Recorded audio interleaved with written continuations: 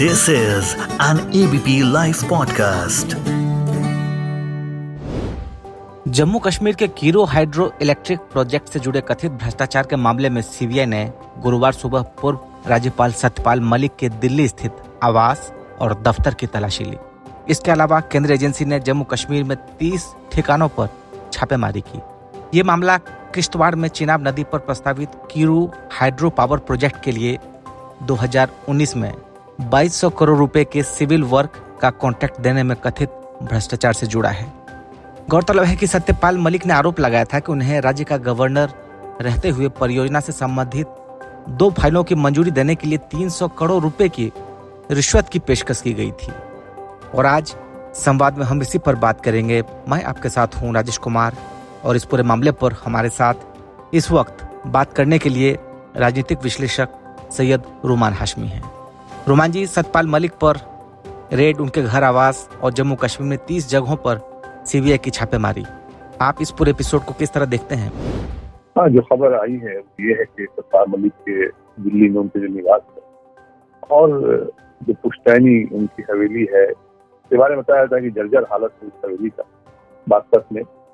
वहाँ पे 25 अन्य जगहों पे जहाँ वो गवर्नर थे रहते थे जब जम्मू कश्मीर, वहाँ भी 30 जगहों पे छापे पड़े हैं और सीबीआई के नाम लिए।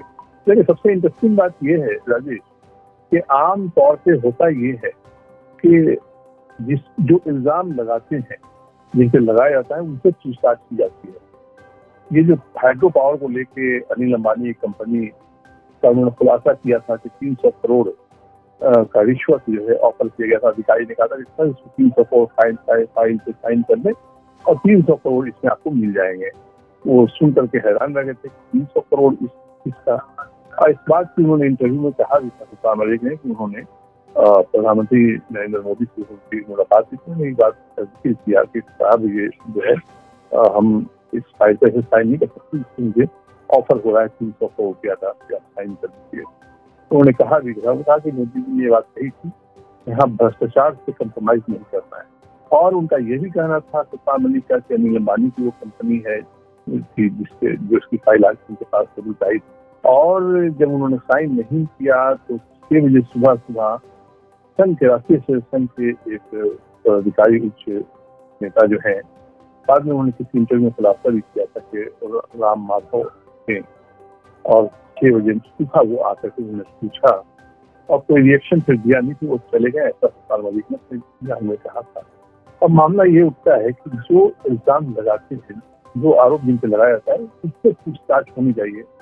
लेकिन यहाँ मामला ये देखा जा रहा है कि सत्यपाल मलिक से पहले भी, आज से 3-4 महीना पहले भी सीबीआई पूछताछ कर चुकी थी और अब रेड पड़ रहे हैं उनके प्रेमिसेस पे, जो उनके निवास स्थान या ऑफिस जो है उनपे छापे पड़ रहे हैं।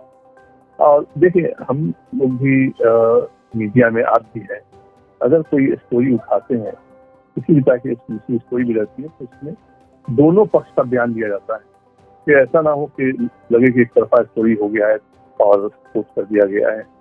और पुलिस यही काम करती है। अगर कंप्लेन होता है, पुलिस जो है जिसके विरुद्ध कंप्लेन होता है उसका भी ध्यान, स्टेटमेंट जो उसको भी कॉल करती है, स्टेटमेंट रिकॉर्ड कराए। इसी तौर पर एक राजनीतिक दुर्भावना जैसा पता चलता है, क्योंकि ऐसे समय ये छापे पड़ रहे हैं जब किसान दिल्ली हरियाणा पंजाब बॉर्डर पे किसान जमे हुए हैं और उनके पक्ष में, उनके सपोर्ट में सत्यपाल मलिक का इधर लगातार कई चैनल पे इंटरव्यू जो है वो आया है। इस बैकग्राउंड में कोई भी हो सकता है कि छापे जो पड़े हैं वो किसान के पक्ष में ना बोले, क्योंकि आज के तारीख में कोई भी जाट किसान नेता बड़ा जो है वो इनके पद का कोई नहीं है जितना बुजुर्ग नेता हो गए हैं। जयंत चौधरी जो है, ये भी आपको संभाल नहीं सके, चौधरी चरण सिंह के, या अपने पिता जो है, पिता खुद अपने पिता की जो विरासत को नहीं संभाल पाए थे। जो पार्टी 4 स्टेट में थी सीधे तौर पे, वो घट के वेस्टर्न यूपी में, और अब 4 सीट की बात करते हैं जयंत चौधरी। तो आज के तारीख में सबसे ज्यादा जो एक बड़ा एक नाम है जाट लीडर में, किसान नेता ने, वो सत्यपाल मलिक का नाम है। तो इनको खामोश करने की भी एक मंशा हो सकती है। ऐसा अगर कहा जाए तो भेजा ना होगा। और ऐसे कह भी रहे हैं जो भी विपक्ष के लोग हैं या जो इंडिपेंडेंट मीडिया के जो पत्रकार हैं, जो सरकारी मशीनरी के दबाव में नहीं दिखते, उनका भी ये कहना है, उनका ये मानना है कि ये छापा है ये किसानों के पक्ष में ना बोले, इसलिए भी ये जो है ये रेड डाला गया है। यहाँ तक कि जहाँ तक आप देखिए किसान का जो मामला है वो 6 महीने का राशन लेकर के वो आए हैं। और इसके पहले भी जब सरकार ने किसान बिल वापस लिया था तो पहले भी सतपाल मलिक का कहना था कि वो जो है, और गवर्नर रहते वो किसानों के पक्ष में बोले थे, किसानों से जाके मिले थे। ये बात भी सरकार को नागवार लगी कि गवर्नर होते हुए वो ना बोले। और साथ में एक और बात भी है, वो बात ये भी सतपाल मलिक चुनाव नजदीक है, ये सब रेड उस वक्त पड़ रहा है जब देश चुनाव में, संसदीय चुनाव में एक तरह से समझिए कि वो दाखिल हो चुका है। प्रधानमंत्री का भी जो ही भाषण हो रहा है या वो अयोध्या से अबू धाबी तक के मंदिर का उद्घाटन कर रहे हैं, वो भी कहीं ना कहीं चुनावी एक संदेश है, एक अपना जो उनका वोटर है उसको कैच करने का भी एक कवायद है। इसी वजह कर अयोध्या मंदिर कंप्लीट भी नहीं हुआ और उसकी जो है रामलला की मूर्ति का स्थापना जो है किया गया और भव्य तरीके से किया गया। ये तो हम चुनाव काल में जो है दाखिल हो चुके हैं और इस दौर में अगर ये खाते पड़ रहे हैं सतपाल मलिक के विरुद्ध तो उनको खामोश करने की भी एक मंशा हो सकती है। उसकी वजह ये भी, सतपाल मलिक किसान आंदोलन के साथ साथ इधर लगातार बयान दे रहे हैं 3-4 महीने से। अगर इंटरव्यू वगैरह देखा जाए तो वो जो सैनिकों पे जो हमला हुआ था जम्मू कश्मीर में, वो उस बात को भी वो उठाते हैं, पुलवामा पे जो अटैक हुआ था। और उनको ये भी शिकायत है कि विपक्ष भी इस मामले को नहीं उठा रहा है और ये एक बड़ा चुनावी मुद्दा बन सकता है। ये उन्होंने हाल के इंटरव्यू में भी पुलवामा हमले को लेकर के सतपाल मलिक ने ये बात की है। हालांकि उनका ये भी मानना है कि ये हमला पाकिस्तान स्थित जो आतंकवादी संगठन है ये उनका हमले में हाथ था, लेकिन वो बताते ये हैं कि गलती हुई जाने नहीं किसान सैनिकों की पुलवामा हमले में, वो सरकार की गलती थी क्योंकि 4 महीने से वो प्लेन जो है जहाज मांगे जा रहे थे और फाइल रखी थी, 4 महीने के बाद उसको कैंसिल कर दिया गया। और इतनी बड़ी सैनिक टुकड़ी नौकरी जो है कॉन्वाय, मिलिट्री कॉन्वाय को इस तरह से नहीं गुजारना चाहिए था। तो वो किसान के लिए बयान दे रहे हैं लगातार, वो पुलवामा हमले पे लेके बयान दे रहे हैं और साथ में ये हाइड्रो पावर 300 का जो करोड़ का जो रिश्वत का मामला है वो उस पर भी अपनी बात जमे हुए हैं। वो तीनों बड़े मुद्दे को उठा के वो सरकार से लगातार हमलावर रहे हैं। लेकिन सतपाल मलिक के इंटेंशन से भी सवाल उठ रहा है, लगातार वो सरकार को घेरते रहे हैं, उनके खिलाफ बयानबाजी करते रहे हैं। जी राजेश, देखिए सर, वो बात सही है। मैंने भी कहा कि लगातार ये 3-4-5 महीने से वो बयान दे रहे हैं। किसान, चाहे वो किसान मामला हो, चाहे वो सैनिकों पे जो हमला हुआ जाने गई कश्मीर में पुलवामा हमला हुआ, चाहे वो मामला हो, तो सरकार उसके लिए एम्बैरेसिंग सिचुएशन तो क्रिएट हो रहा है ना। उन्होंने ये भी बात कही थी कि जब किसान आंदोलन चल रहा था उस वक्त प्रधानमंत्री से मिले थे और उन्होंने कहा था कि किसान की बात आप मान लें, जो किसान हैं ये, उन्होंने कहा था प्रधानमंत्री ने कि ये चले जाएंगे। उन्होंने कहा, प्रतिकार किया था और कहा कि नहीं वो जाएंगे नहीं, ये सिख हैं जो अपने बात से अड़े रहते हैं। अपने 4, उन्होंने ऐसा कहा कि उन्होंने प्रधानमंत्री से कहा था कि अपने 4 सिख गुरु ने अपने 4 बेटों को कटवा दिया लेकिन झुके नहीं। और ये जो जाट है ये तो हर 3-4 महीना के 4 आते थे।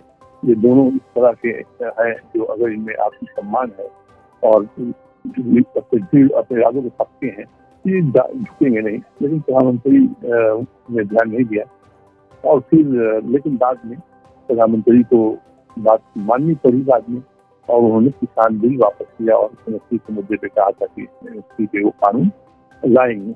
अब उसी कानून को अभी तक लाया नहीं, 2 साल से ऊपर हो गया है। तो किसान आकर के दिल्ली के बॉर्डर समझिए वो किसान खड़े हैं। ये हालात है। इसमें जाहिर सी बात है कि जब आज की तारीख में सतपाल मलिक विपक्ष की राजनीति के एक हिस्सा बने हुए हैं अपने तौर पे, तो वो तो सरकार से इन मुद्दों को उठाएंगे और सरकार से खिलाफ होंगे। लेकिन सत्पाल मलिक का ये कहना है वो तो गोपनीय था मामला पूरा, जो सरकारी फाइलें होती हैं वो गोपनीय होती हैं और इन्होंने तो साइन नहीं किया था।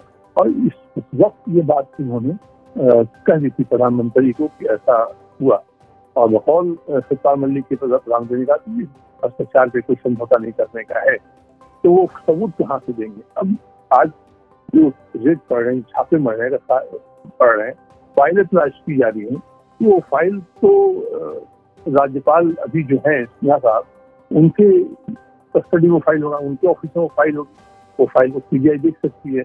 वो फाइल सत्पाल मलिक के यहाँ क्या करने आएगी। जो गोपनीय सरकारी फाइलें होती हैं, तो चाहे वो मुख्यमंत्री हो, चाहे वो गवर्नर हो, या चाहे वो कैबिनेट मिनिस्टर हो, तो वो जब वहाँ से हटता है तो फाइल लेकर तो जाता नहीं है, वो कानून का उल्लंघन है, वो एक क्रिमिनल ऑफेंस हो जाता है, गोपनीयता का उल्लंघन का मामला बनता है।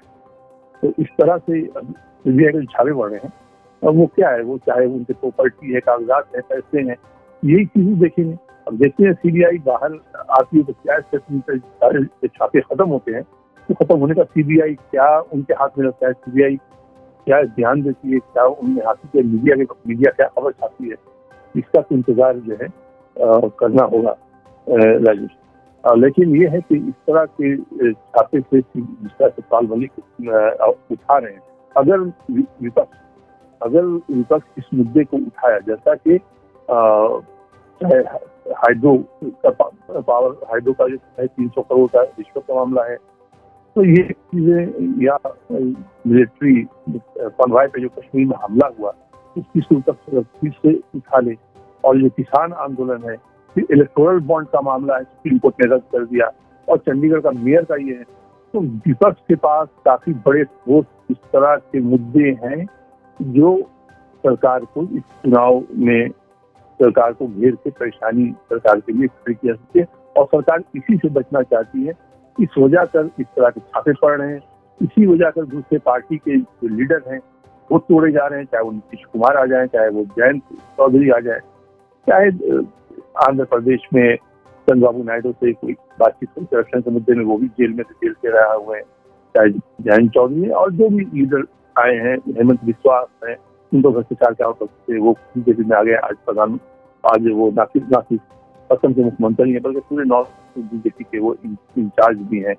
तो देखा जाए तो जितने भी लीडर हैं जिनके ऊपर भ्रष्टाचार के चार्जेस लगते हैं, और जब वो बीजेपी में आ जाते हैं या उसके सहयोगी दल में शामिल हो जाते हैं, जैसे नीतीश कुमार, मैं नहीं बोल रहा हूँ कि भ्रष्टाचार ऐसा कोई आरोप नहीं है, लेकिन इस तरह की जो पार्टियां हैं एनडीए के आ जाती हैं, जैसे शिंदे आ गए, वो एनसीपी से गुट अजीत पवार उससे आ गए। अजीत पवार देखिए भ्रष्टाचार कितने बड़ा आरोप था, लेकिन जब अजीत पवार आ गए थे एक दिन के लिए मुख्यमंत्री डिप्टी सीएम बनने का उनका ओहदा उन्होंने ऑफर हुआ था और उन्होंने ज्वाइन कर लिया था शरद पवार, इसके पहले वाली बात मैं कह रहा हूँ।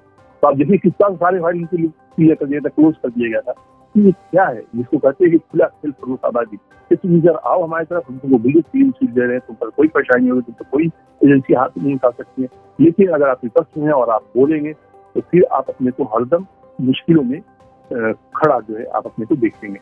ये चल रही है। इसीलिए सत्पाल ने कहा कि प्रधानमंत्री नरेंद्र मोदी को विपक्ष जो है दूसरों का भ्रष्टाचार जो है वो बुरा लगता है, अपने लोगों का भ्रष्टाचार बुरा नहीं लगता है। और ये इनका जो बयान है, इन सारे परिस्थितियों को का आकलन किया जाए तो इस आधार पे इनके बयान जो है बिल्कुल सही मालूम होता है।